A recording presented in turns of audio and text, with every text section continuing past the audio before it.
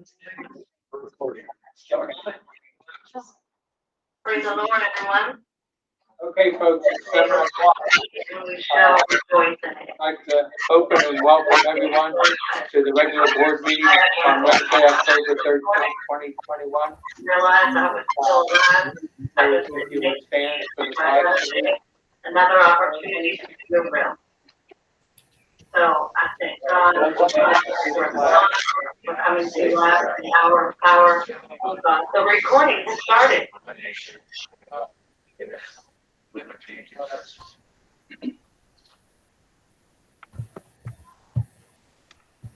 Okay, I'm not sure what that means because I'm not usually doing this, although Amanda is usually doing this. However, my name is Reverend Laurel. We're coming to you live from the Hour of Power for Gospel Tabernacle Conference Line.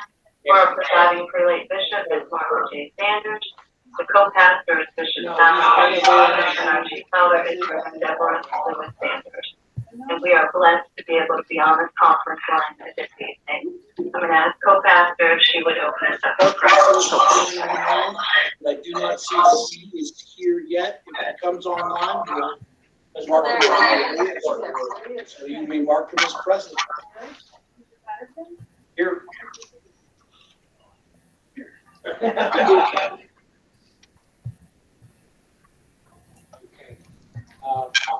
Welcome any guests, welcome you all. We have a recognition of meetings.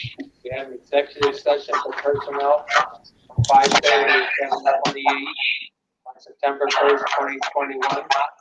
Work session from 7:29 to 9:15, same day. September 8th, 2021, executive session for personnel, 5:45 to 7:30 p.m. Regular session meeting from 7:32 to 8:42 p.m. October 6th, 2021, work session from 7:10 p.m. to 8:14 p.m. Now we'll have presentation, subject A, guidelines for direct instruction for students on quarantine. Okay, so all the board members have a hard copy in front of them. Last Friday afternoon, the district administration met with union representation, and we developed a progression of guidelines for instruction for students who are in quarantine. We need to be able to provide direct instruction to students that we're putting out at 10 days at a time. So it goes from those who need the most support and attention, K-2, to an intermediate level, 3-6, to a secondary level of 7-12. So if you look K-2, if a student is on synchronous learning, there will be or a student is on quarantine, there will be a virtual synchronous option similar to last year. 3-6, there will be either a virtual synchronous option or an asynchronous option that may include video recordings. Whatever the option exercise, the teacher must post that in their Google Classroom. And then finally, if students 3 through 6 need additional support, they are to email the teacher, and then between the teacher and the family, they can set up some additional time for conference with the teacher. 7 through 12 has the broadest range of options between a virtual synchronous learning, asynchronous learning, assignments to the Google Classroom, and also there's a time built into the 7 through 12 schedule where students can get individual attention, small group attention virtually from teachers from 7:45 till 8:15. This option is only for students who have an extended illness with appropriate medical documentation, as well as students who are excluded from school and placed under Department of Health guidelines quarantine. So this letter is submitted on behalf of the academic administration in front of you, as well as collaboration with Bill Allman, Steve Skirbitz, and Morgan Richards, who are the union leadership. Mr. Allman has some intention to be here tonight. He did have a previous obligation. He can come here later, be available for any questions, but I'll be happy to answer any questions this time. Mr. Rich. Yeah. Is this available online? Will it be made available to the public? Oh, the letter? The letter, yeah. Following this meeting, we'll be sending this letter to all emails in the Laurel domain, all parental emails on file, and posted on our website. Can you just describe the reasons or the purpose behind, or the whatever's causing us to be different for 3 through 6, K through 2? What were some of the factors? Sure. So let's look at the most needy to the greatest independence. Okay. So the most needy are the K-2, and so therefore we went with the virtual synchronous option in that category. And then, quite frankly, as far as the progression goes, this was brought forth in collaboration with the union based upon their experiences instructing at those different levels. They asked for these different options at these different levels. So again, if you come out of K-2, the next logical group is 3 through 6. Yes, there's that virtual option, but there's also an asynchronous where there will be video as well as assignments. And if that direct instruction isn't good enough, then the family needs to email the teacher, and the teacher can then make adjustments. That's what you Right. said. I guess I was just looking at the broadest one, Yeah. 7 through 12, Right. and I was just trying to figure out why that broad level is not offered at the lower levels. So for example, some of these options would be less successful with the younger learners. So these options, you become more independent. The student is also responsible for checking Google Classroom for additional assignments, materials, and the like. Not something you can do K-2. Got it. Regardless of the chosen model of delivery, okay, we have this standard time built into the high school schedule that's not available for them. That's the progression. I understand. All right. Yeah, so can you speak a little bit to, again, who this applies to? And I guess in particular, I don't know if we have this case, but if we have anyone who is compromised that feels because of a breakout or a period of time where their child is not going to be safe in school Let's environment. use diabetes. Okay. Okay? Depending upon what the child's doctor says. Okay? If, let's say you were the parent, you were concerned about your child, and your diabetic child has a note from their doctor saying, with cases in transmission at this time, I do not feel the regular environment is safe and appropriate for my patient. Obviously, we would have to respond regardless of whether we have this, right? Okay. So now we have this. Right. Okay? Right. So again, yes, it was designed for quarantine, but that's why we put extended illness in there as well. So the idea is not to allow anybody to pop in and out, if you Right. will. You know, But so-and-so feels like sleeping in, I'll start my day on second period. Right, that's not the intent of this at all. And that's explained in the overview, that to be clear, this is not a tool for daily absence. This tool is to be used for extended illness with supported documentation submitted to the office prior to use or quarantine. Additionally, it's the intention of the district to recommend all summative assessments be taken in person and on campus under the supervision of the classroom teacher. So we're trying to get better from what we did last year. You know, we had everybody out, for example, and couldn't test on site. Let us say that the integrity of some of the assessments may have been jeopardized. Okay. And we also want to preserve that our first best environment is kids in front of teachers. Thank you. So, in a similar scenario, this was not designed or nor would it be implemented if there was, say, a snow day. So for example, let us say that we have a snow day. A conventional snow day is no more a couple reasons. First of all, we applied for the FID program, flexible instructional day.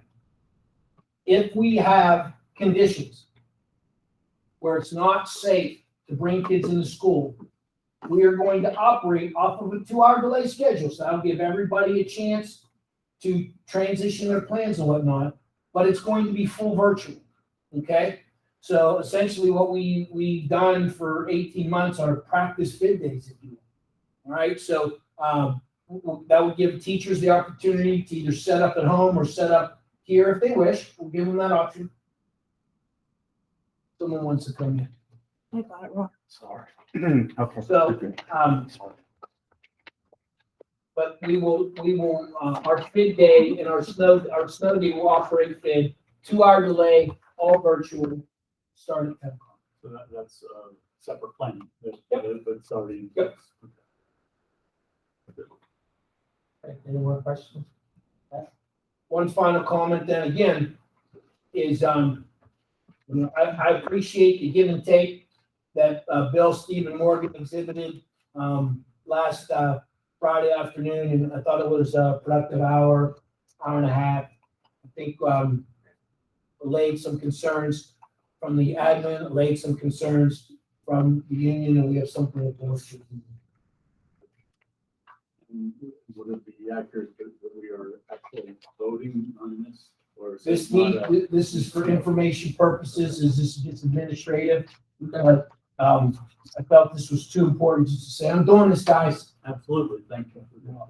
I think it's the right thing to do, Mr. Rich. Can you read out Jody's question? I If can't read. elementary students are not bringing home Chromebooks, how will snow days work? The bad days, I would recommend that, from Thanksgiving to St. Patrick's Day, they bring home their Chromebooks. I mean, if the weather's bad, then they're going to need to have them. I know Mr. Swerve last year, he and I communicated when the weather got bad. And, if we were anticipating at all some inclement weather that may adjust the school day, you did whatever to make sure those got passed out. You care to comment on that? Yeah, the thought process is, as the weather gets bad, like you said, if we know it's coming or there's even a chance it's coming, we're gonna send them home.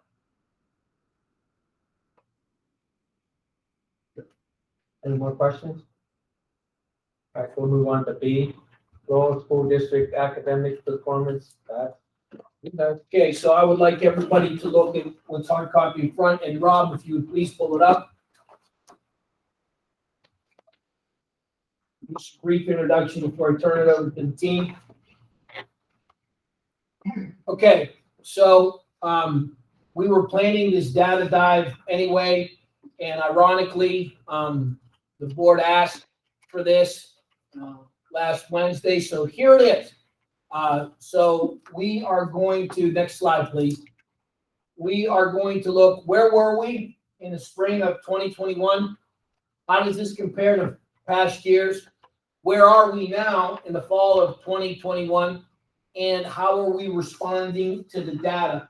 So I'm going to defer to the next slide to Mrs. Nicole Columbus, the first part of our presentation. Any way to make that bigger, Rob? Not up there. Okay, No. thank you. They could see this. Can't do both. So my part was, where were we in the spring of 2021? This also has a combination of the past school years, of the past 5 assessments from 2015 to 2021. Please note that 2019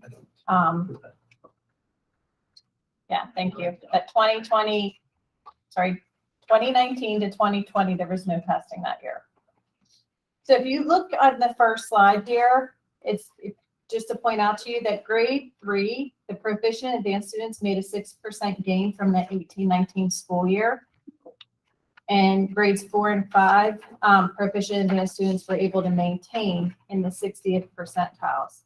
It's pretty amazing considering that we've had those gaps in instruction during those times, from that March when the whole PA shut down, and to all through last year when there was no testing. Can we, and I apologize, but bring this down, dumb it down to me, because I looked at these numbers and I'm just confused. So in the left-hand column there, right, we've got 3 different columns of the same amount of years. Are those different groups? Tests? So we're looking at the same grade, but we're looking at different students. So we're comparing, like in the first section of rows, those are all 3rd grade. Okay, does it say that that's 3rd grade Yeah, someplace? G3 ELA. G3 EI. Gotcha. Yeah. Thank you. And then it goes to fourth grade and then fifth grade. I can only fit Got 3 on a slide so that you could see it. Got it. Thank you. And then if you look, it tells how many students were in the first column were tested, how many were below basic, how many basic, and then how many proficient and advanced. Proficient and advanced would be students that passed the test. So if we can turn, we'll look at grades 6, 7, and 8. So here, when we look, we could see that sixth grade ELA, the proficient and advanced students had an 11% deficit from the 18-19 school year. So there was a little bit of a decrease there. However, grades 7 and 8, proficient and advanced students made gains from the 18-19 school year. They made a 4 to 5% increase. I want to give you time to be able to look at it.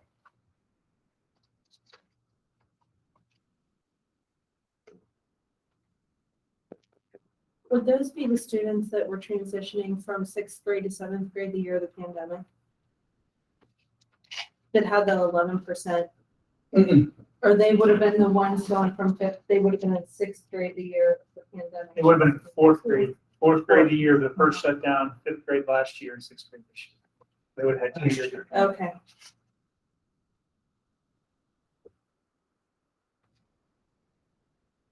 Okay, so if we turn, we're going to see it's a little bit of a different story. Oh, sorry, we're still at the 5 years. This is just taking those 2 slides and kind of condensing the data on this one. So the 2021 PSSA ELA data in grades 3 through 8 indicate that ELA maintained at a 65% achievement level. This is with the closure of schools on March 13th, 2020, and a combination of in-person, virtual learning in the 2021 school year.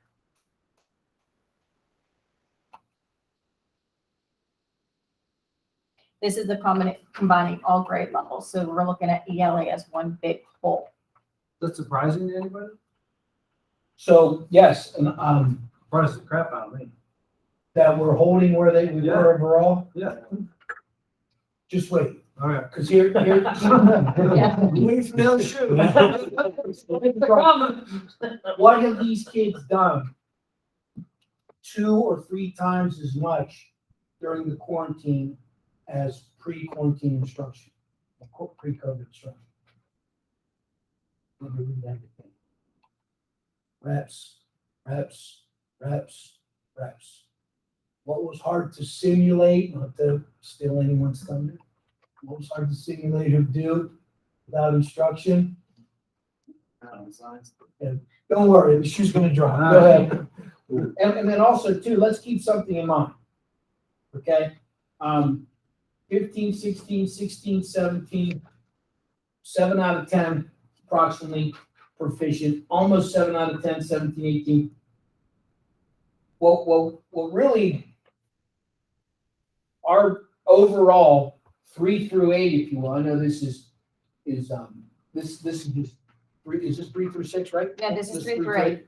3 through 8, I believe it's a realistic benchmark to have 3 out of every 4 kids in the Laurel School District proficient in ELA. That's a realistic goal. If you take, no offense, but if we have individual education plans for 10% of kids identified with disabilities, right? So there's a reason why they have that IEP. So let's say we have 90 kids who are potentially on grade line. Okay? All right. So we should get 75 out of, in a lot of 100, we should get 75 out of those 90, in my opinion. That should be your goal. We'd love 100 of them. Okay, keep going. So that was a good transition. Now let's look at math. And this definitely shows the difference. Math is more hands-on, working through multi-step problems. If we look at grade 3, proficient and advanced students made an 11% gain from the 18-19 school year. I thought that was pretty amazing. That's a pretty big jump. However, now we're going to start looking at multi-step problems, more analytical thinking. And as you look through the grade levels, you'll see where that is affected. So if we look at 4th grade math and 5th grade math, we have a deficit.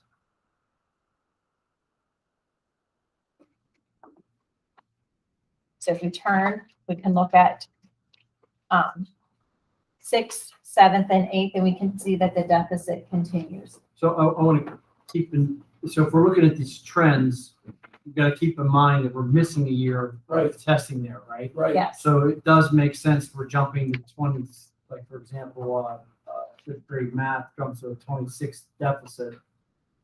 That's 13 a year, essentially. And you're going to get a bigger and bigger gap too as the grade levels go on because of that. The standards and yes, the multi stuff, the thinking, the open-ended where they have to write and tell why and how they got their answers. Well, that's a different conversation that Mr. Frengel's been having with some of our best kids. Okay, so if you turn again, you're going to see now this is all the grades combined 3 through 8. So overall, math took more of a hit this year, this past testing year, with an 11% deficit. I still think it's very interesting that the 3rd grade had such a big jump.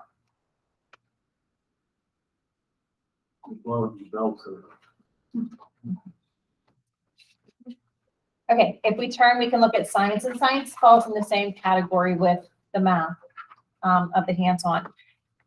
Please remember, PSSA science is only grades 4 and 8. Those are the only 2 grades that are tested. So if we look here, I can see that 4th grade science had a 9% deficit and 8th grade science had a 12% deficit. But if you look at the percentages over those years, they're all still in the same type ballpark. The 4th grade science kind of is in the 80 percentile if I start averaging that out. If I look at the 8th grade, it's around the 60th percentile. And so, for example, if you put something in context, 1819 to 2021 grade 8 science. So for all intents and purposes, right, we scored 5/6 of what we previously have scored. So to me, if you take away a portion of the available instruction or time for instruction, it's not surprisingly that if you combine really ELA and math, you get science, right? You have to technologically read, you have to apply your mathematical skills. So I don't think anybody is happy about a drop. I don't think anybody didn't expect anything but a drop, but I also think there's a root cause for that drop that we can and are addressing.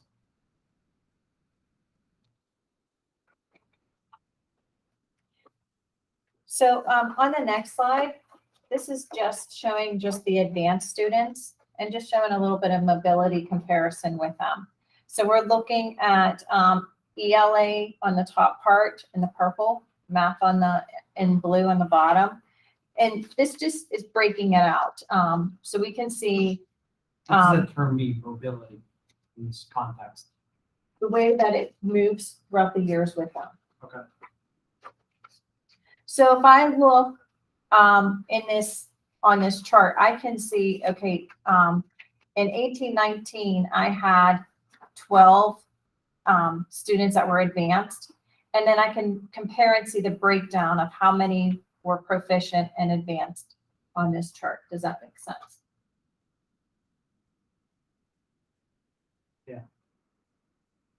In other words, you originally had 12, and then the next time you tested, it's down to 3 that were advanced, 9 dropped to proficient. Correct.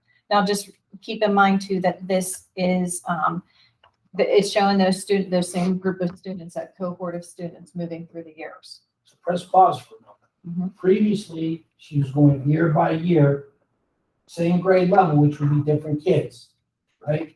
Now she's talking about the same kids in different grades.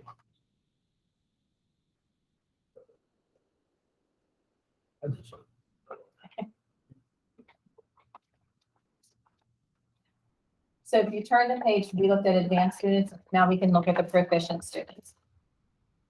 And we're looking at those same cohort of students. It's the same students through those years.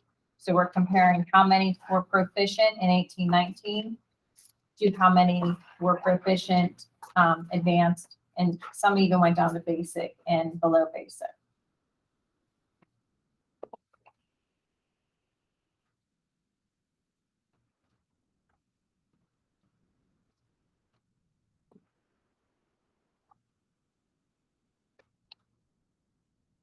So that's our PSSA data of where were we. Let's look at where were we with the keystones. So the first one we'll look at is literature keystones. Literature keystone has maintained in the 70th percentile from the 18-19 school year. If you look, there was only a 1% difference there. That could be a difference of one student in a smaller district. So what I'm looking at here is we ranged in the upper 70s. I'm sorry, in the 70th percentile with that. Once again, same thing with when we're talking about with PSSAs, with ELA, the students were doing a lot of reading, online reading, a lot of informational text.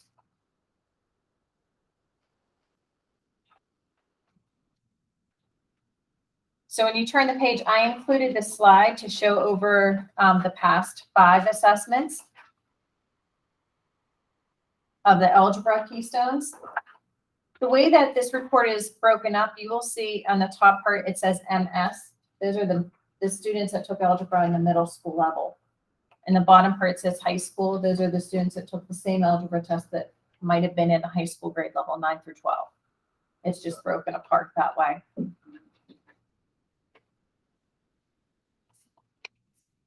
So what I did was I combined them. So in the 2021 school year, the algebra keystones, 79% passed the algebra keystones.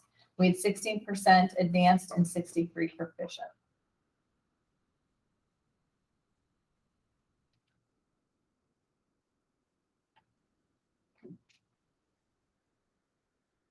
And so then the third keystone test would be biology. So if we turn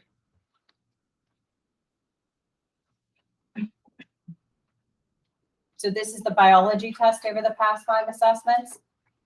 And if you notice, there was a decrease in proficient and advanced results with the percentages, but please note the declining number of students that tested. That makes a huge difference. In 18-19, there was 122 students that tested, and then 2021, there was 89. So it's like when you take a big test that's worth 100 points, if you miss 1 or 2, you're still in 98th percentile. When you make that test a smaller point measure, missing a couple makes a bigger difference. Class size reduced that much? Without looking at the numbers, the rosters, I would say yes, and possibly there might have been students that didn't test because of they were out during the testing period. Well, it could have gone to retakes as well. For example, we've never had 161 kids on a grade level. That would be 60.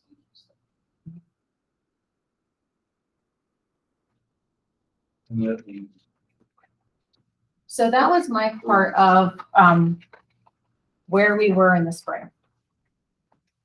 Okay. Next slide. So this one's mine. Look back at the county ranks. So now you've heard the percentages. Where did we rank? Because I think there's a degree of relativism, correct? That not only where we score, but how does that compare? So if you look at ELA grades 3 through 6, and you look at 6 years worth of data points there, even though grade 3 is averaging nearly 73%, that's averaging a 4th place finish in the count. So the rigor and relativeness to the test of the learner is different in 3rd grade relative to 4th grade. And what I mean by that is the following. We're averaging less of a performance, if you will, in terms of 65%, but that's still hanging on at around 4th. Not that I'm saying we should be 4th. I'm saying this is where it's been. If you also look last year, 2021, that 75 and that 65 represent 1st and second respectively in the county. So what we're hoping for this year is that with a return to normal, we can maintain that type of county performance and increase those percentages. If you look at grades 5 and 6, ELA, the percentages have been lower pre-pandemic as well as in pandemic, and we're averaging nearly ranking 5th out of 8 school districts there in the county in ELA. In ELA in grade 7 and grade 8 then, you see that the percentages are similar to what we're seeing in 5th and 6th grade, but as the test gets harder, we're actually doing a little better coming out of 5th and 6th grade and turning the corner into 7th and 8th grade. You can see last year in a pandemic year, our 7th and 8th grade scores were second best in the county, and our averages there are a little better than 3rd in 2nd grade and around 2nd in 8th grade, with one year in 8th grade of the last 6, let us say, that would not have been up to our measure of expectations. So, Mr. Rich, if I could, so looking at this stuff and looking at the difference between 18-19 and 2021, there seems to be a flip-flop primarily in ranking, if you will. We did a better job in 3rd, 4th, 7th, and 8th, but not in 5th and 6th. Yeah. Why? That's gonna, well, let me do a follow-up, okay? They've had building level meetings. Yeah. We had this district-wide data meeting. Yeah. My next follow-up is going to be with grade level teams. Yeah. Okay, and the Keystone teams. And I think that's the question. Okay. Okay. So, and really the analysis goes in the following. Is the curriculum in place? That's the first question. The second question is, does the instruction match the curriculum? Okay.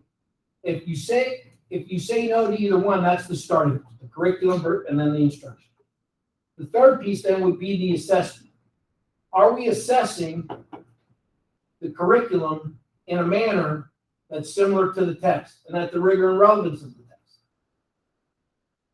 Last then is the professional development to support the 3. You can't say yes to all 3 and then not have the result, right?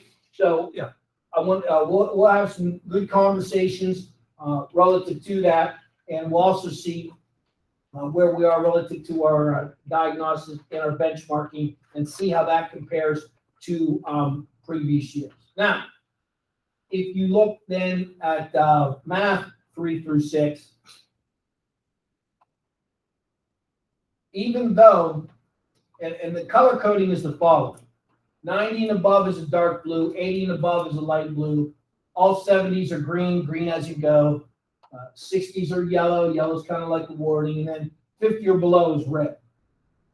So in grade 3, we're averaging a 2nd place performance in the county. You can see that last year indeed was a 1. So last year's 3rd grade teachers and 3rd grade students did well relative to the rest of the county. And 3rd grade has traditionally done well relative to the rest of the county, regardless of pandemic, no pandemic in that. And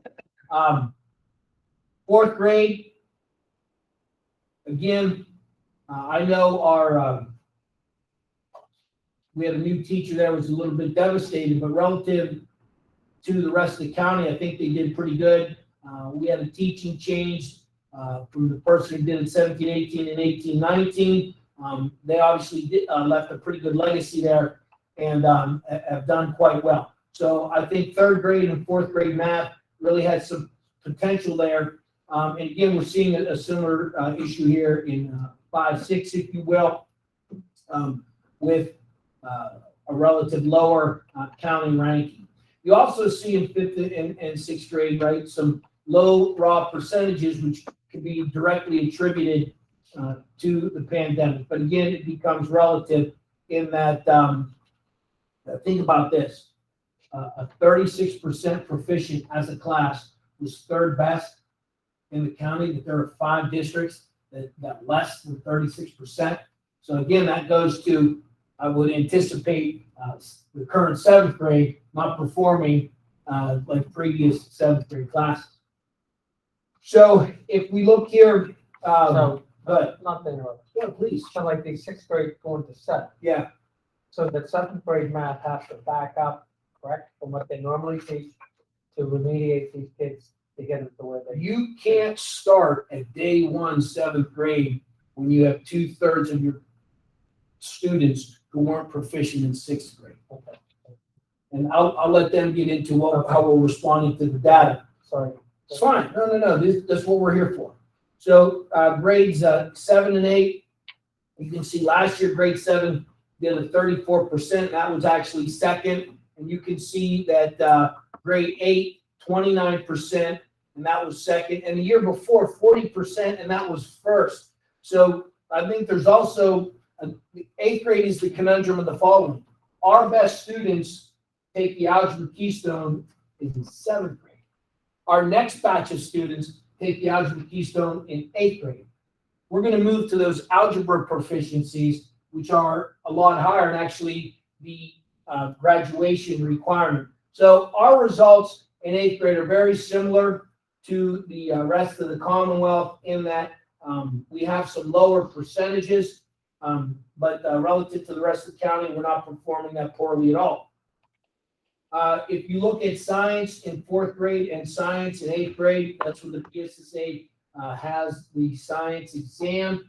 Even though we are scoring in the 80s in 4th grade, relative to everybody else, it's not that good relative to the rest of the county. So you would think on its own merits, right? 8 out of every 10 kids proficient. That's pretty good. But I would say the rigor of the test relative to the learner is not as high as 8th grade. Because if you look at 8th grade, we actually have a higher relative rank in the county and a lower percentage. So the rigor, what that tells me is the rigor between the 4th grade test and the 8th grade test becomes astronomical. And then once again, that gets us to our final column of keystones. We are battling to be the best performing high school as measured by the keystones in every single keystone subject. And if you look at last year, we hung 3 number 1s relative to the rest of the county. So we're going to meet with all of those grade level teams. We're going to ask some questions. We're going to see some plans. And the bottom line of what we would expect is, hey, congratulations on whatever we've done in the past. All right, how are we building upon our strengths, and how are we identifying and addressing our weaknesses? Okay. So this is a 1-page snapshot, if you will. One question. Sure. Like, the 5th and 6th grade in the ELA and the math are the same students, correct? So if you follow, Same group of kids, correct?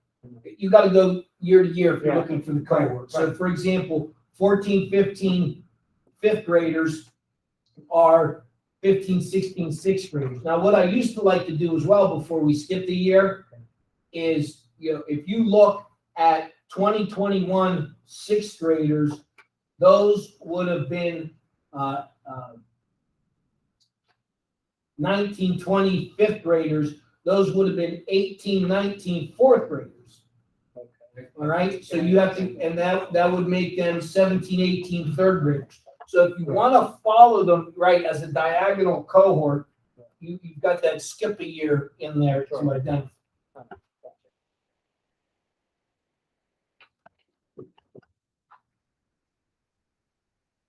Okay, both principals did a 3-year look of the last 3 years, so I'll turn it over to Dan to look at his last 3 years, which would take that previous slide and just shrink it.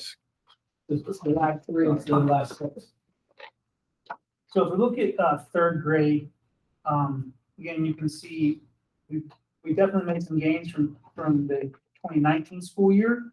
Kind of staying though right in par if you look all the way back to 2018. Couple reasons.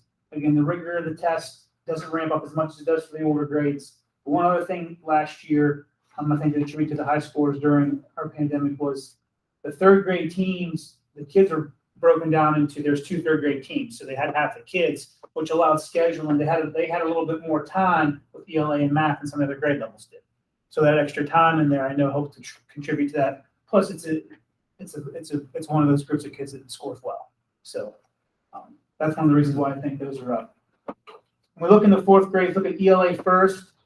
If you look across, even from 2018, 2019 to 2021, kind of right along in the same ballpark there, kind of staying in line. And again, why did reading stay up there? As Mr. Richards said, they had to do a lot of reading on their own, especially when they're virtual. 4th grade math, yes, it did go down. And again, this is where it really starts to ramp up when you get into 4th, 5th, 6th grade, start to introduce fractions, start to introduce a much broader scope of concepts they have to understand. So we know that they went down. Still, though, ranked 2nd in the county. So I think, we're still on the right track with those.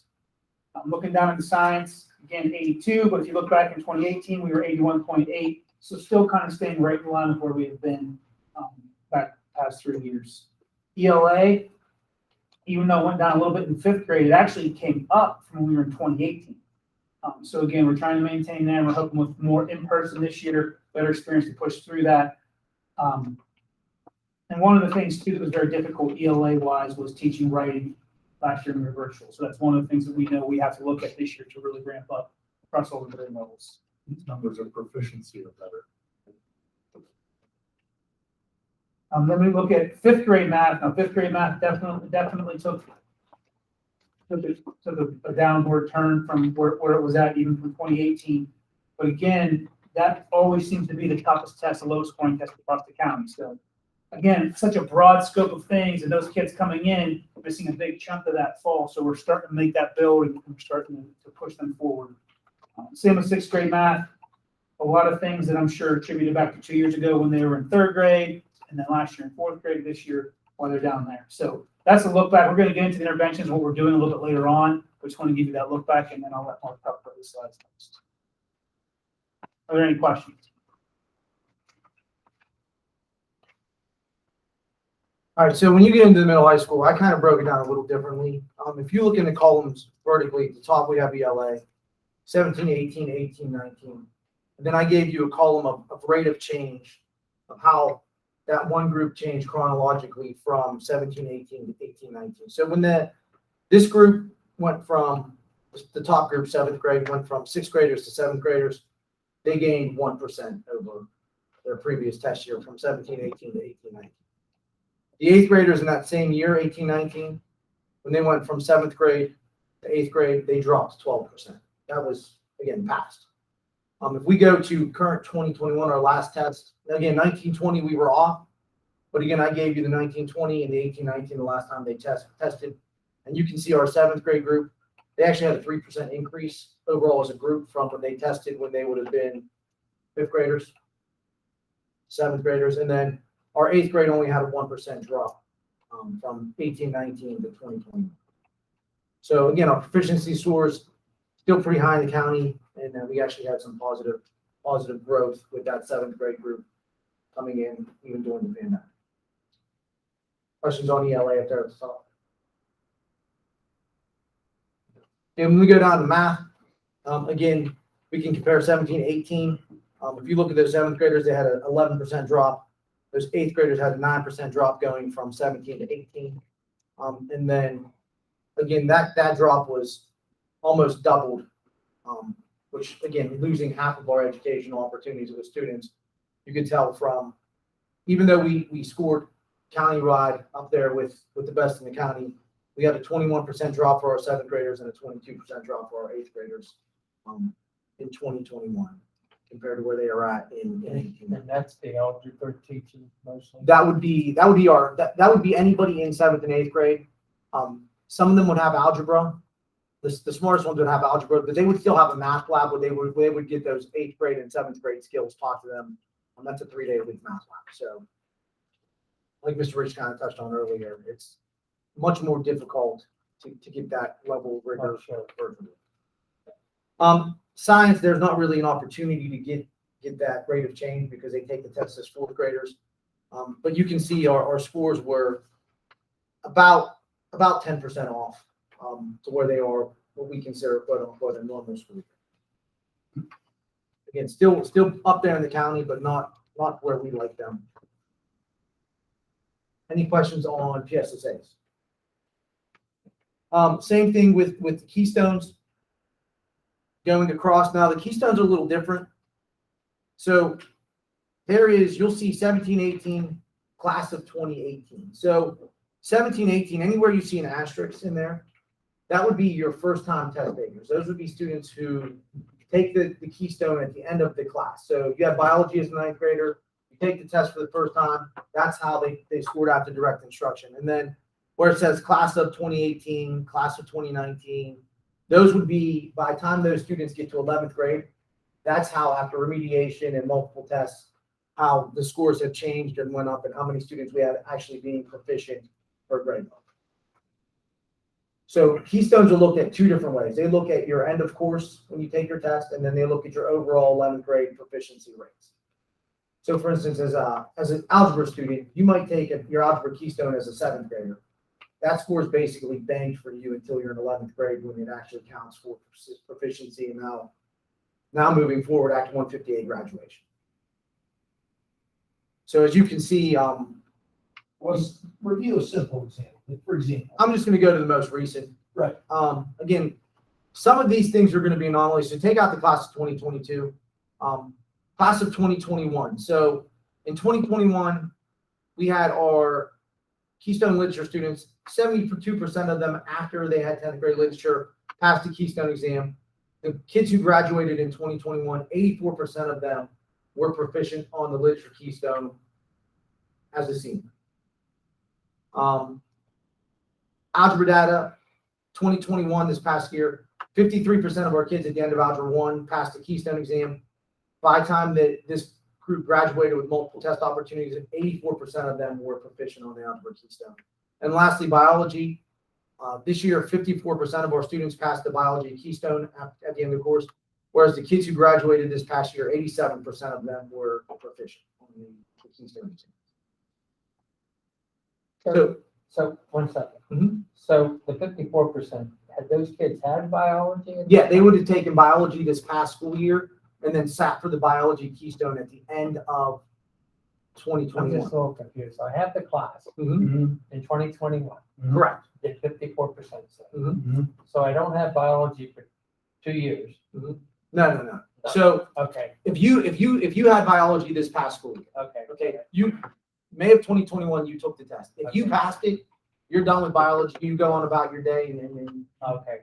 but if you failed that biology Keystone, uh, we just got those scores back in September. We would put you in remediation and give Okay. you a chance to take the test again.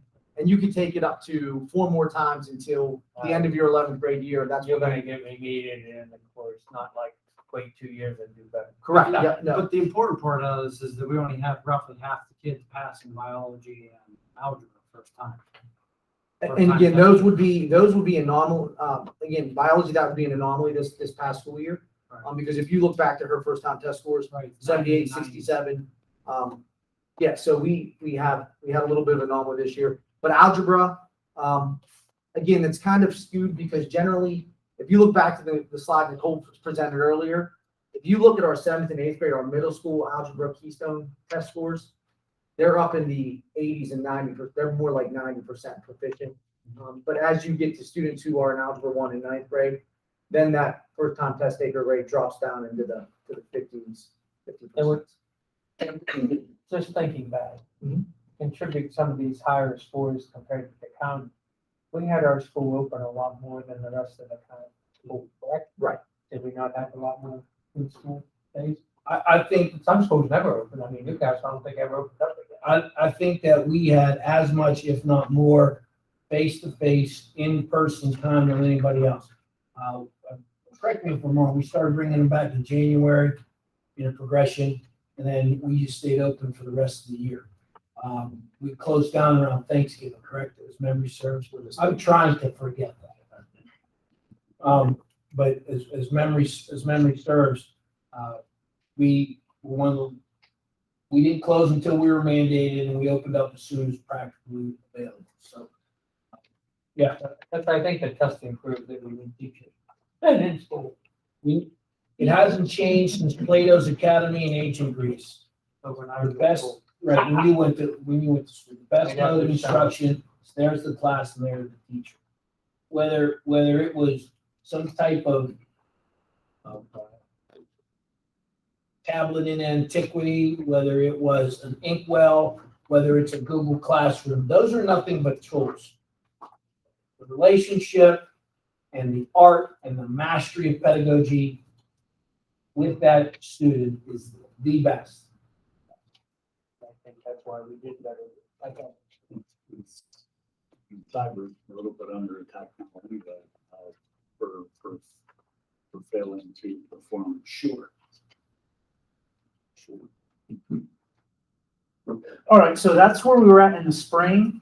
So now we're gonna take a look at where were our kids when they came back in the fall. So again, we did our benchmark diagnostic testing, not the first couple of weeks of school. Once the kids got back here, got to swing into things, we said, okay, let's see where we're at and take a look at it. So we talked a little about ELA and reading. So when you look at this, my K-2, of course, we give them a little bit of a different test than 3 through 6. But K-2, remember, you're learning to read. 3 through 6, you're reading to learn. So you'll notice kind of a flip-flop, much lower score in ELA in reading K-2 than in converse from 3 to 6. So that's kind of the reason why you're seeing that little bit of a flip-flop there in that area. Plus, kids in K-2, none of those kids have had a normal school year yet. So Stop right there. Absorb that. Absorb that. Students who are learning to read, not had 1 year of normal instruction. As a first grade teacher expressed in one of our meetings here, not only with her face covered up, but with their face covered up, she needs that feedback to be an effective instructor. So I'm going to be honest that as I look at those, risk, ELA, K-2, I feel for that K-2 staff. I'm scared. That's scary information with the demographic we have here at Laurel. 50% of our kindergartners, 55% of our first graders, 25% of our second graders are at risk. Correct me if I'm wrong, I don't believe our title information has typically shown that. no, not to that level, no. It's scary. So the K-2 take what's called the Ames Web Plus, and I'll get more into, there's some progress line that goes along with that and what we did with this data. But when you look at it, Mr. Rich kind of already went through the numbers.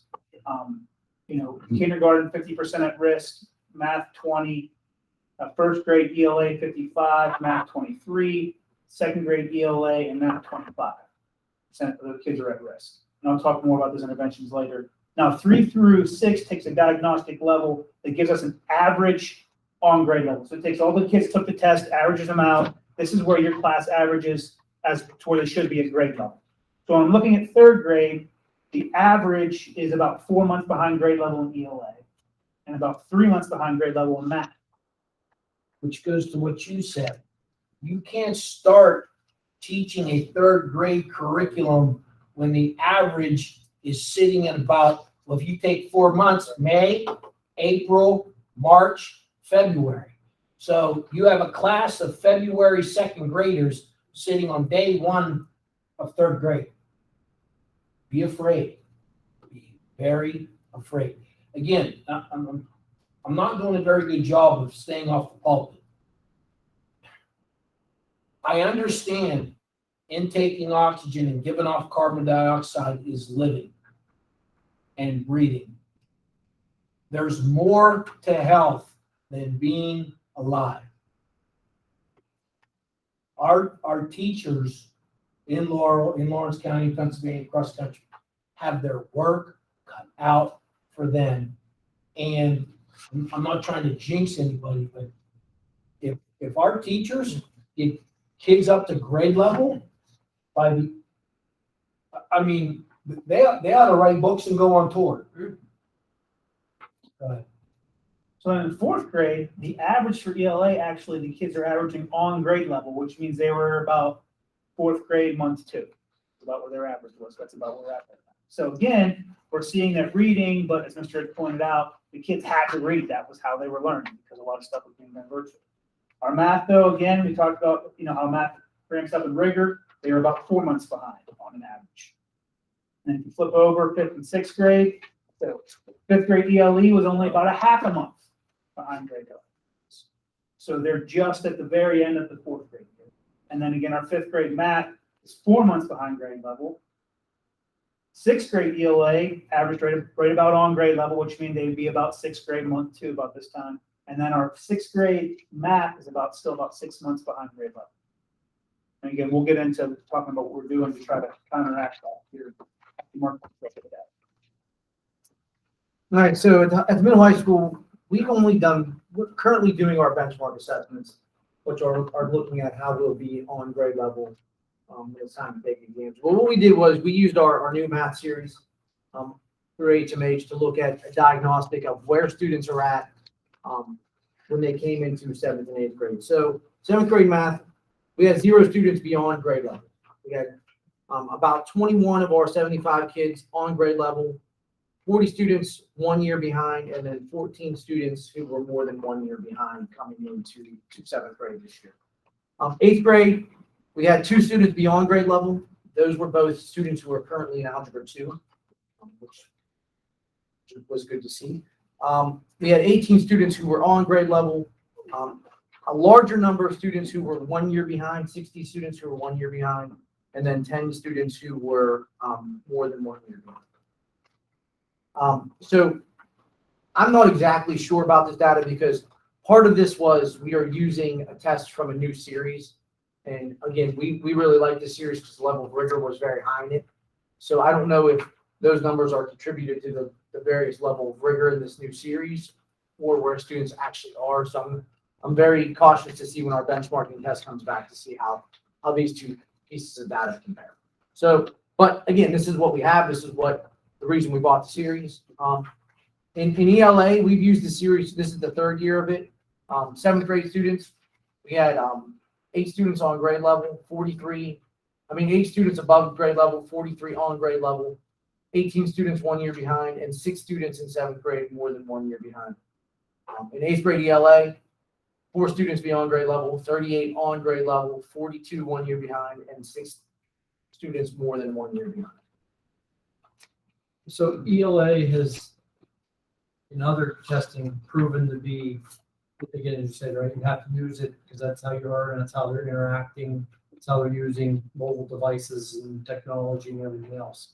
At this level, is it maybe dropping some because now there's writing and composition involved? So when you're talking about this diagnostic, a lot of it is as you get older in the progression, a lot of it becomes conventions of grammar and language. So again, even though you're reading, there's some disconnect of what you're able to do at home with the grammar and language. So we found fluency rates and ability to read and interpret, but to touch on the writing and the proper uses of grammar, that's where we see, even when we get our PSSA scores back at the higher levels, we notice that's where our students have the biggest gaps is that conventions of grammar.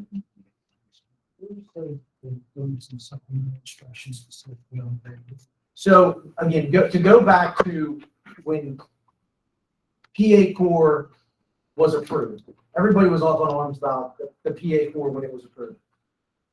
The original PA core was just a common core with a fancy name on it, but a lot of people spoke out against it.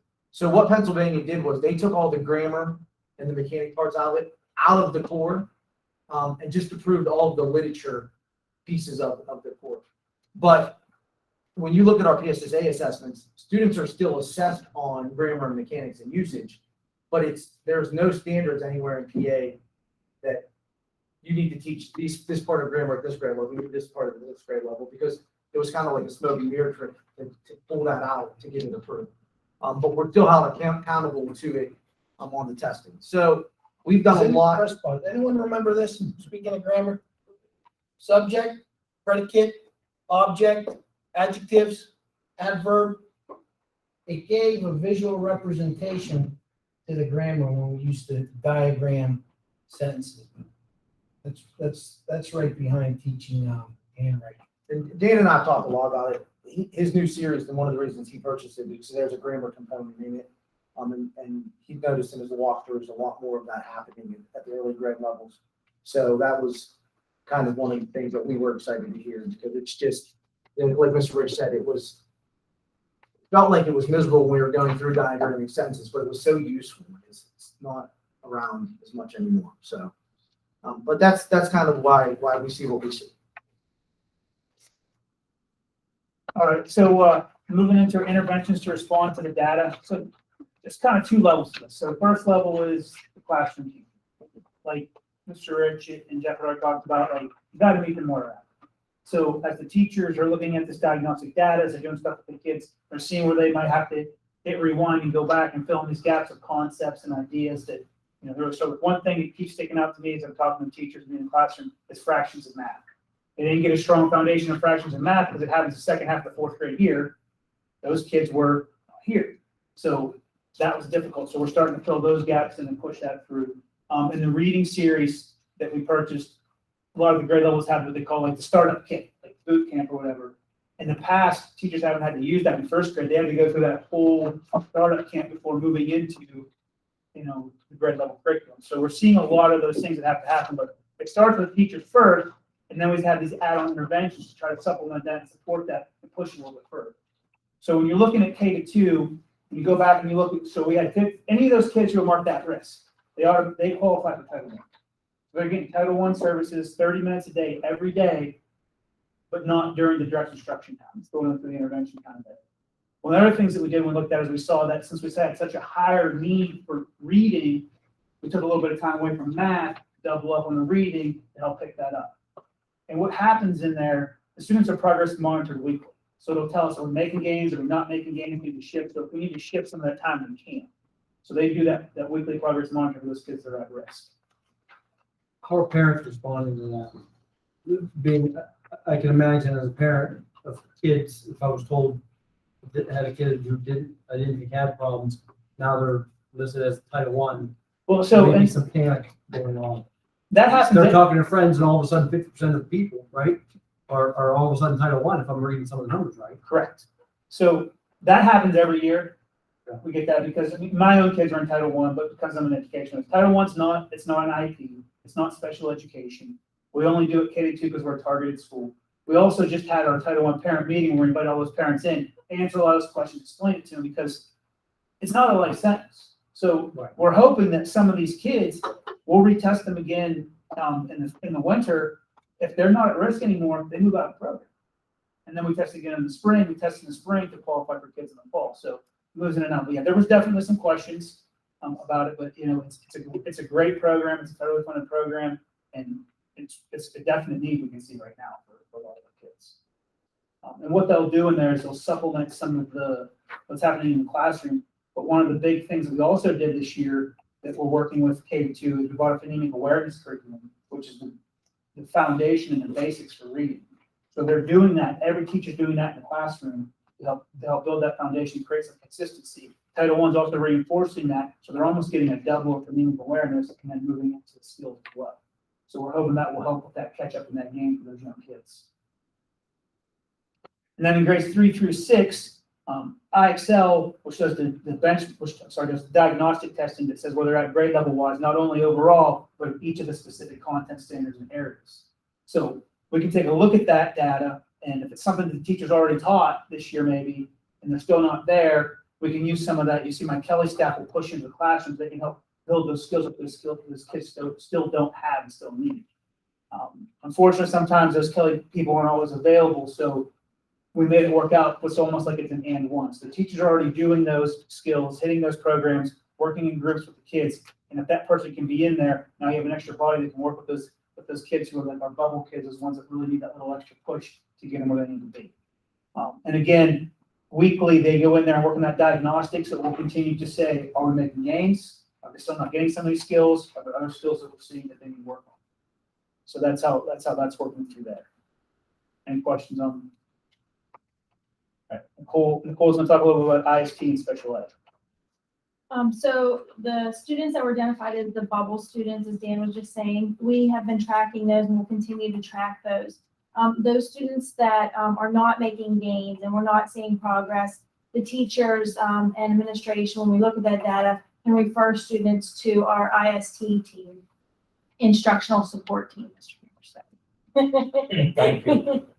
And we identify those students, we develop an intervention for those students, and they're pulled and worked with individually 2 to 3 times per week.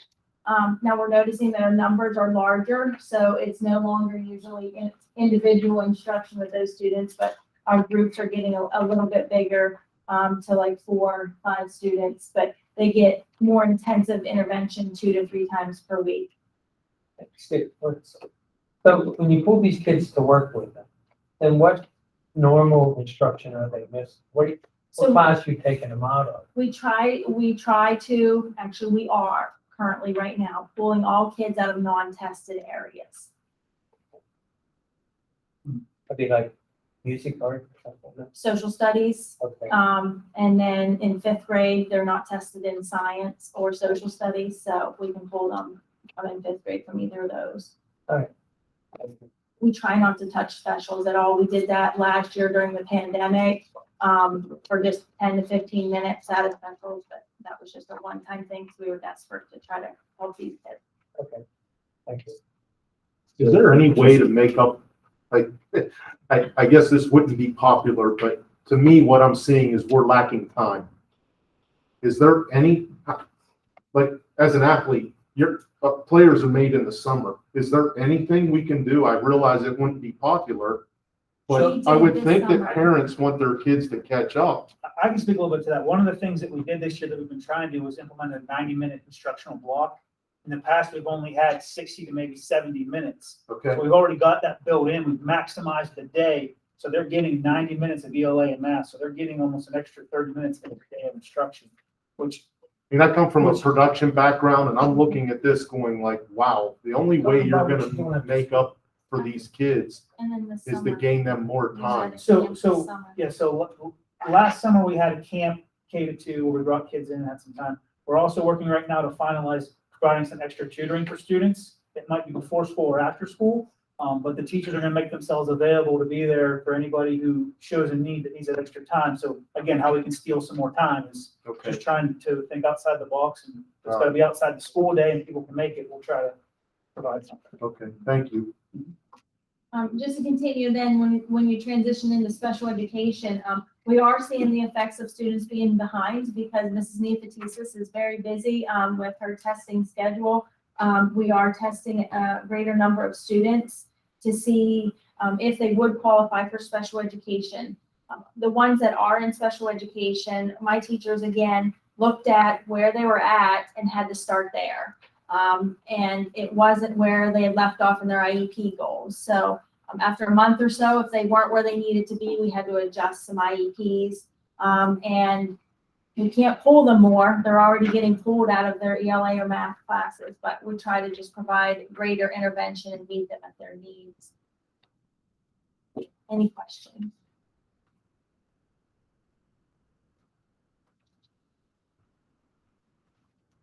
Okay, moving to the high school, middle high school, the diagnostic provided us with, information to give back to the teaching staff.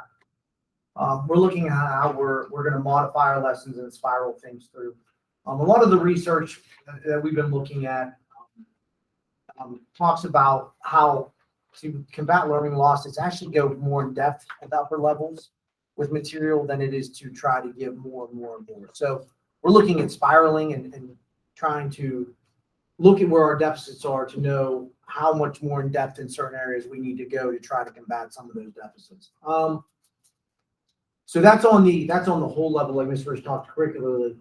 Next, we have our student assistance program. We meet once a month, where students who are struggling are directed to them. They're funneled through Michelle McClellan and Matt Bertow. And then we discuss those students and try to get additional interventions, whether it being put in tutor lab or a lot of what we're finding is life skills that have been missed by being isolated. So check-in, check-out's going to be a huge thing. We've looked at using mentoring, using our NHS is another thing we're looking at using, just because there's been so much isolation at that junior high level, with, kids staying home, not being around others, that some of those social skills and those organizational skills are leading to further learning loss. So again, trying to do some different things like Dan said. And then finally, we're going to use we're taking our study island benchmarks now to determine progress on grade level. And that'll help us to determine looking for student growth opportunities moving forward.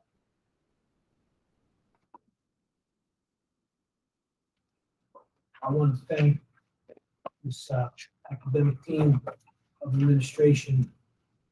This report is nothing more than putting together things that they've done. And I think they spoke well for each one of their areas. And I think as a district, a small district to boot, to have this level of confidence in your administrative team. So. Touched on your study island, what other benchmarks will help you evaluate your progress? And at one point do you will there be a retest that some realizing it's down the road? How long do you wait before you reevaluate? So at the high, I just talked about high school. We are on a so each program kind of has its own different tests. We just took the PSAT, which looks at things differently for high school students in that world. Benchmark with Study Island, we take one in October. We'll take another one in late December, early January, and then we'll take one prior to the test. Diagnostically, we used our HMH benchmarks. Our HMH diagnostics. We'll definitely take another HMH diagnostic at the end of the school year. But we also like to look at using the CDT, which is a state given test at the end of the school year, just because it gives you a little bit different. Our HMH diagnostics tell us with our curriculum where we're at. The CDT, which is a classroom diagnostic tool from the state, gives us a little better picture of across the state where our kids are maybe behind, not just on grade level. So Is it evaluated at state? it's not evaluated at state level, but it's the questions are very similar to the PSSAs and the Keystones, and the quartile designations are equivalent to that on the other state tests. Let me say that maybe I think what Steve was saying, what Mr. Dix had mentioned, at least what I'm thinking. In our world, right? Something goes haywire, production goes off. You evaluate, you test, you figure out what's going on, you change, you set new targets, and then you remeasure to that again. Right. Because it's not realistic to measure yourself to 100% if you're that far behind. 6 months from now, no one's going to hold you back if you come to grade level. To your point, right? It would be a miracle if we could get everybody back to grade level. So again, So there should be some. there will be periodic pivots based upon the next benchmark. To your point. Alright. That's what I guess I'm asking is new goals that are set that are realistic. For example, Because you have to have, otherwise you guys are just the teachers, everybody's just gonna feel like they get constantly. how many students did we exit from Title I last year? During the school year, we probably take it 5 and 6 days. So there's data meetings monthly, okay? There's benchmarks periodically, and based upon the data on this benchmark is only good to the next benchmark, right? Because that next benchmark is going to give us different data. And it's going to tell us, English tends to be right, all of the anchors, and then you just become better at them where math builds upon one another, right?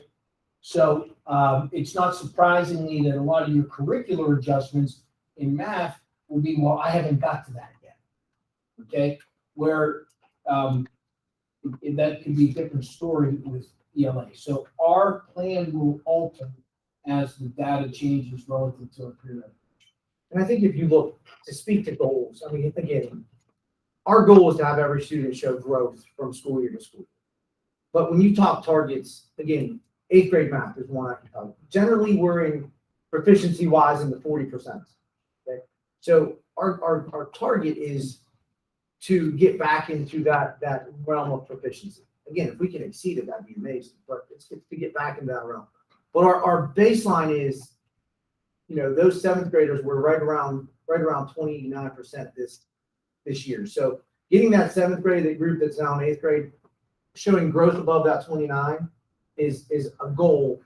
Getting back into the 40% is a goal. That's our target. And then anything we can exceed beyond that will be, but we'll monitor that through our benchmarking, through our Get More Math, HMH, and Study Island to see how we're headed towards that product. So where's Mrs. Signal whenever? Wellness is the same. She had a ruler. Wow, a weapon. Mr. Rich, Yes. there was a question from the audience. They wanted to Mr. Johnson wanted to know if this would be available on the website for docs. So it's already, is it not part of the Google I Doc? wasn't sure if it should be public or not, so I. You can make it public and it'll be available through Board Doc. Both of them, both documents presented tonight. in public. Is there anything else? I can't read all that. No, nothing else. I want to thank you for the report in a fashion that I can understand this. So you've done well. And now my hard question. I don't know when, but at some time, can we take this and where the kids are now and compare it to, when do I have to wait for the next time to see? January? January. Okay, and we can see if About we a- progress. About an update. We all know where we are, right? Yes, I won't be here, but if I could suggest that one page. Just update that. Well, that one's our actual score. So what we'll do is we'll create a page of opening benchmarks Yeah, we don't have to go through this. versus where we are benchmark. That's why you want to. Something simplified for Snapshot of progress, 3 through 8 plus keystones, you got it. Yes. And I appreciate you waiting months this time rather than telling us have it ready in a week. Well. Nothing you're talking about. No, we were gonna have this at our time. We were gonna have it ready. So, the younger kids, the K to 2, with the math. How in God's world, maybe a teacher, how you gonna teach them? I don't get it. How you gonna teach them to talk and read if they can't see your face? I mean, how the hell is that gonna work? Is it? According to Allison Beam and Bill Ortega and Tom Wolf, it's not an issue. Call them. Okay. It Well, did say doesn't that. matter. Let me know how it goes. Yeah, yeah. Well, I don't want to hear that conversation. It I'll did tell say you in a the quick story. regulations, I though, called the president of the steel workers, who was a Canadian, every day for 3 months. I finally said, because he was always out of the office. I said, is he ever in the office? The next day, I got to talk, went nowhere, but I got to tell him how I thought he hung up. But there you go. But persistence pays. 3 months, every day. I did get a call back. Jimmy Bean's on. I did get a call back after calling 6 or 8 times to the governor's office. I actually got a call back too from BDE eventually, and I got a call back from a representative of the Department of Health. I've sent a few emails to Secretary Allison Bean. Haven't heard back yet, so I'll keep you posted. The FBI will look for you. Yeah. He'll go missing. Yeah. Did you hear I committed suicide tomorrow? All right, is there any more questions?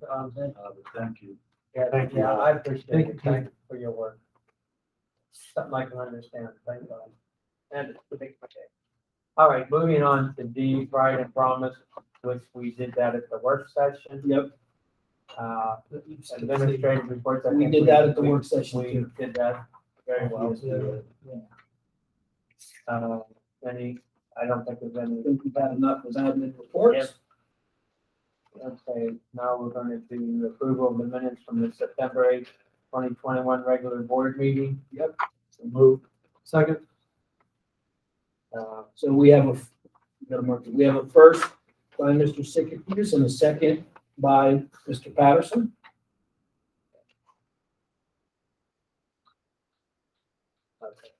Is there any discussion on that? So we're ready for a vote? Yeah. All in favor, say aye. Aye. The vote approves. How many is there? You gotta ask, are there any? Any abstention? How many is there? Two? Three, Well, four, now five? we've got 8 with, if, let the record reflect that Mr. McGee is virtual present as well, so the only one not accounted for is Lance. Okay, so the vote passes 8. Well, we I talked to him, I thought he was gonna be voted. We did. Pardon? He was asleep. Okay. Okay, 7, approval of treasurer's report. It's the recommendation of the superintendent of the board to approve the treasurer's report for the general fund as of September 30th. August 31st balance was 1,553,181,59.3.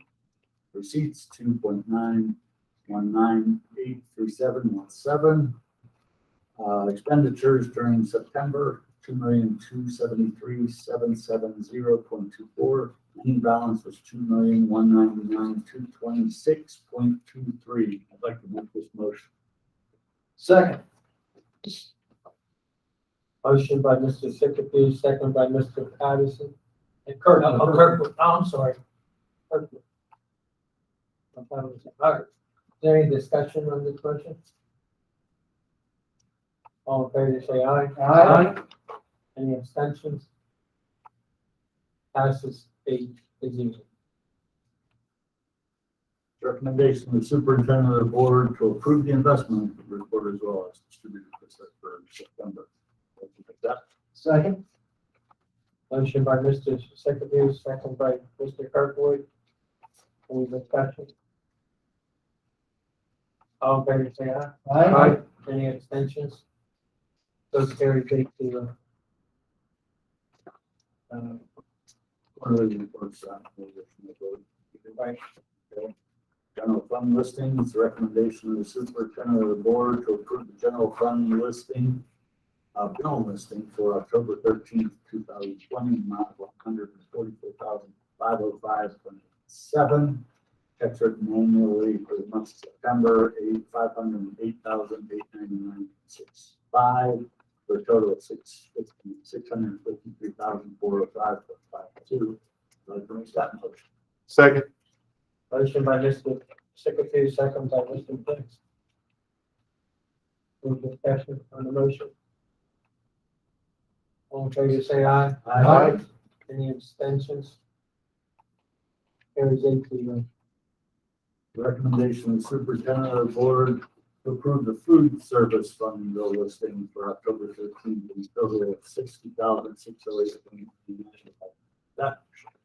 Second. Motion by Mr. Sickapoo, second by Mr. Patterson. Any discussion on the motion? All in favor, say aye. Aye. Any abstentions? 8-0. Personnel, Kevin, would you please step in? Sure. Before you continue, let's make sure, I know you guys like to chunk things, but I do think we need to at least individually review. Thank you. Yeah. If it's just the Brief general- description. Okay, so we want to put all these together, so. I mean, if you want to, I think you at least gotta go through and describe. Yeah, I'll describe them all. Thank you. A through M. I'll just read the headline. So, A is the marching band, inter marching band director, at $23 per day. B is transfer of sick time, which we've done previously. C is employment of a head cook, at $12.75 an hour for a 37.5-hour work week. D is employment of a custodian, at $12 an hour, pending clearances. E is custodial substitute at $11 an hour, pending clearances. F is the cafeteria substitutes. That's at a rate of $10 an hour, pending clearances.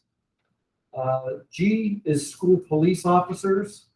So that's approving another part-time in Hannah Richards and John George at $20 an hour, also pending clearances.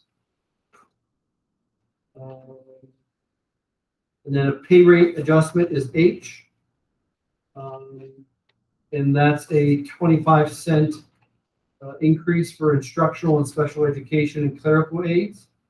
That's retroactive to August 25th. I is employment of instructional and personal care aide at $10 an hour, pending clearances. J is professional development workshops and seminars, which is Teresa McBride. Go to attendance and Child Accounting Professional Association Annual Conference. That's at a cost of $425 plus travel for multiple days. K is the 21-22 streaming crew to employ them at $7.25 per hour.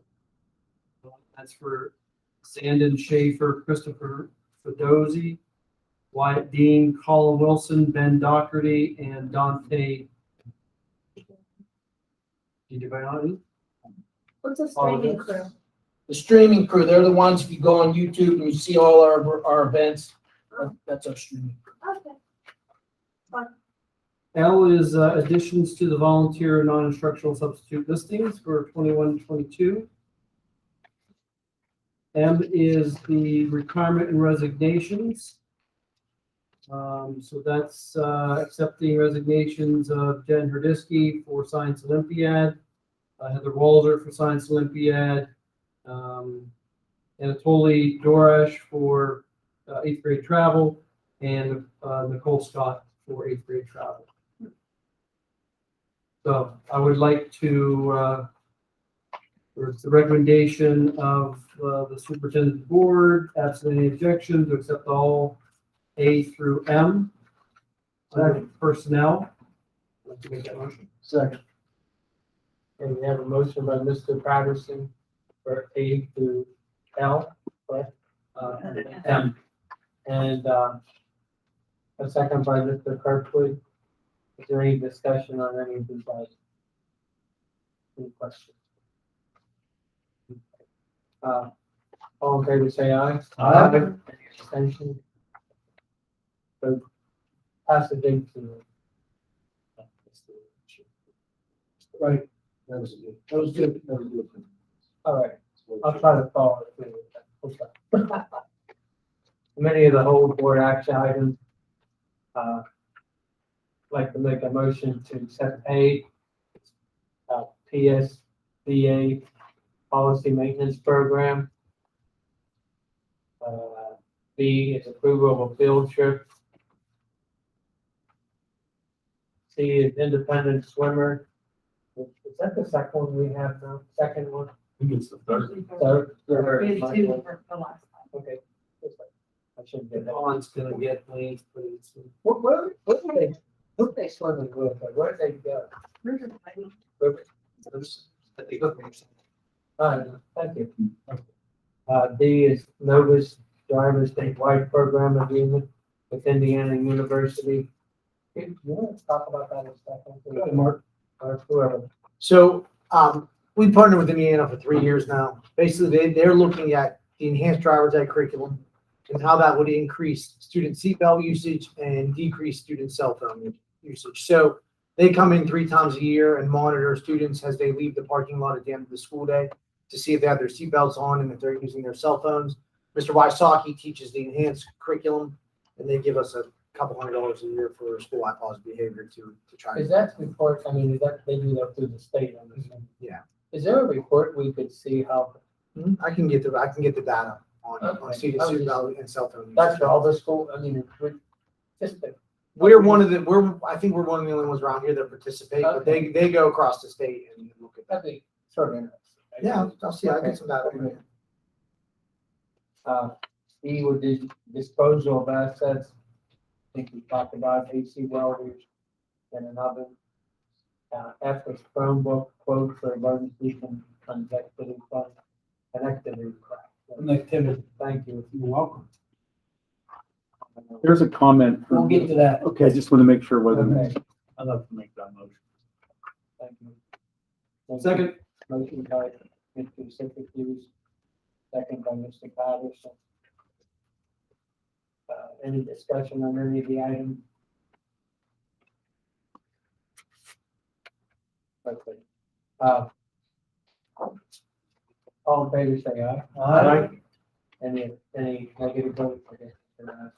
Any abstentions? 8-0. Was somebody wanting to talk about something? So the supplemental contracts that were resigned will be posted posted internally, just for, just like any other supplemental, and we will see who's interested in picking up science or the 8th grade travel trip. If in doubt, I'd like to congratulate Mrs. Columbus on being the new 8th grade travel club trip advisor.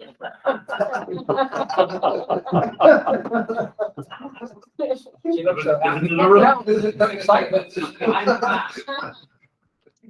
looked as happy as a little kid at Christmas morning. Caught her off guard there, looking at her, found out if she took that mask off, she's Russian. Trying to She's run ready to go through the mess. Is there anything else to come before the board tonight? There's a question. Yeah, well, the clubs continue. Oh, yeah. Okay. All right. I have a motion to adjourn the meeting. So moved. In a second, please. Yep. Motion by Mr. Sitterfuse, second by Mr. Patterson. All in favor, say aye. Aye. Any abstentions? We're out of here. Thank you, everybody, for a very, very, very productive meeting. You like it?